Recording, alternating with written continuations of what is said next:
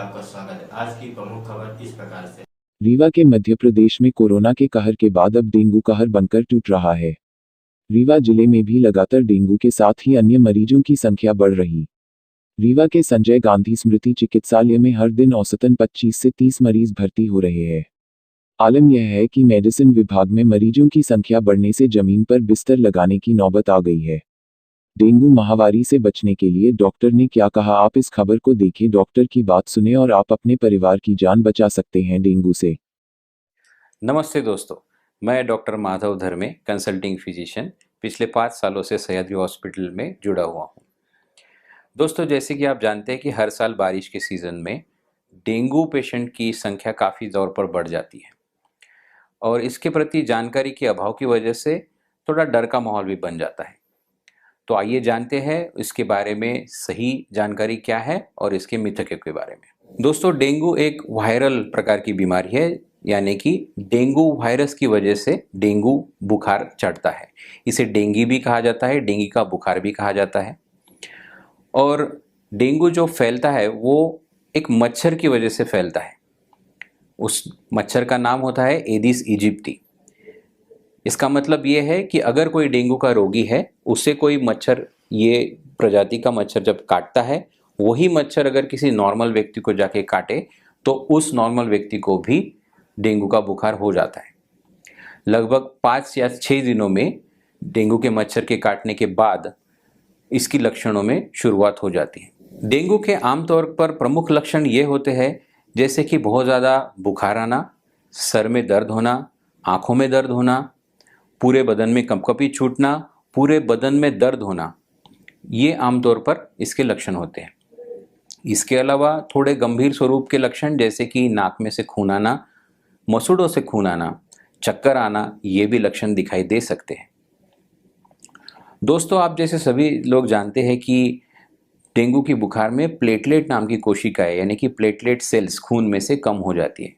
Platelet पेशियों का मुख्य जो रोल होता है शरीर में, वो ये होता है कि अगर कहीं पे खून का बहाव होने लगे तो उसे रोकना, यानी कि ब्लड क्लॉटिंग में प्लेटलेट सेल्स का काम होता है। इन प्लेटलेट पेशियों की संख्या अगर बहुत ही ज़्यादा कम हो जाए तो आपके शरीर में कहीं भी ब्लीडिंग, यानी कि रक्तस्राव हो सकता है, जैसे कि आंत यानी इंटेस्टीन या फिर यूरिन। दोस्तों, प्लेटलेट कोशिकाएं कम होना ये एक ही डेंगू की तीव्रता का लक्षण नहीं है।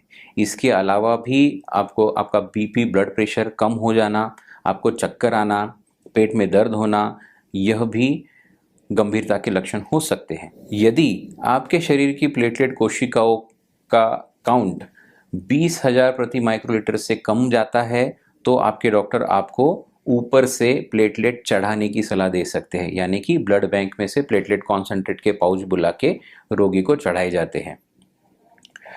यह प्लेटलेट का ट्रांसफ्यूजन करना, ये आपके होने वाले ब्लीडिंग के रिस्क को, यानी कि रक्तस्राव की संभावनाओं को कम करने का एक अस्थायी इलाज है, क्योंकि आने वाले 12 या 24 घंटों में जो कोशिकाएं आपको चढ़ाई गई है वो भी नष्ट हो सकती है। इन कोशिकाओं को बढ़ाने के लिए ऐसी कोई दवा नहीं है, ऐसा कोई संशोधन नहीं है कि ये अचानक से बढ़ जाए, या फिर जैसे कहा जाता है कि पपीते के पत्तों का रस या फिर कीवी फल खाने से बढ़ता है, ऐसा भी कोई संशोधन अब तक तो हुआ नहीं है। इसलिए आपके पेशेंट को ऑब्जर्वेशन में एडमिट रखना, इसके अलावा और कोई भी इलाज उसके ऊपर नहीं होता। जैसे जैसे शरीर में डेंगू का प्रभाव कम होते जाता है, वैसे वैसे प्लेटलेट अपने आप बढ़ने लगते हैं। दोस्तों, डेंगू का बुखार आपके शरीर के लगभग सभी अंगों पर प्रभाव करता है, खासकर अनियंत्रित मधुमेह यानी डायबिटीज के रोगी, हार्ट के रोगी, यकृत, गुर्दे यानी कि लीवर या किडनी डिसीज के रोगी, और किसी भी व्यसन की वजह से मूलतः जिनके शरीर में कुछ प्रोटीन्स या विटामिन्स की कमी हो, इन रोगियों में खासकर यह प्रकार की जटिलता बढ़ने की संभावना होती है। लेकिन दोस्तों, याद रखिए, यह जटिलता निर्माण होना या फिर पेशेंट सीरियस होना डेंगू में, इसका प्रमाण काफ़ी कम है, इसलिए डेंगू से ना डरें। अगर आपको बुखार और सिर दर्द हो और आपके प्लेटलेट कोशिकाओं की संख्या कम होने का रिपोर्ट आए या फिर डेंगू का रिपोर्ट आपका पॉजिटिव हो, इसका मतलब हर उस मरीज ने एडमिट होना चाहिए, ऐसा नहीं है। अगर आप पर्याप्त मात्रा में तरल पदार्थ जैसे कि स्वच्छ पानी, स्वच्छ फलों का रस बिना उल्टी हुए आप अगर घर पे ले सकते हैं और अच्छी तरह से आराम कर सकते हैं, तो डेंगू का इलाज घर पे भी संभव है।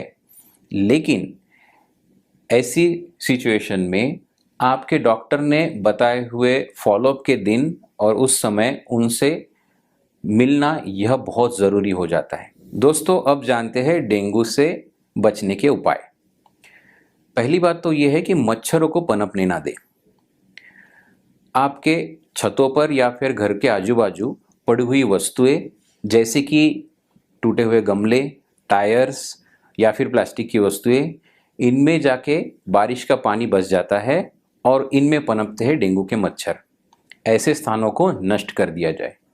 दूसरी बात है कि आपके घरों में मच्छरों ने प्रवेश नहीं करना चाहिए। इसके लिए आप आपकी खिड़कियों को स्क्रीनिंग वगैरह करा सकते हैं। और तीसरा उपाय, मच्छरों को आपको काटने ना दे।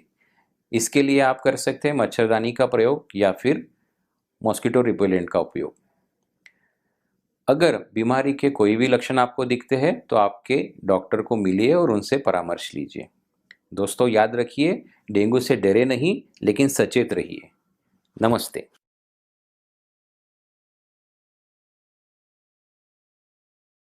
बेहतरीन खबरों के लिए अजीम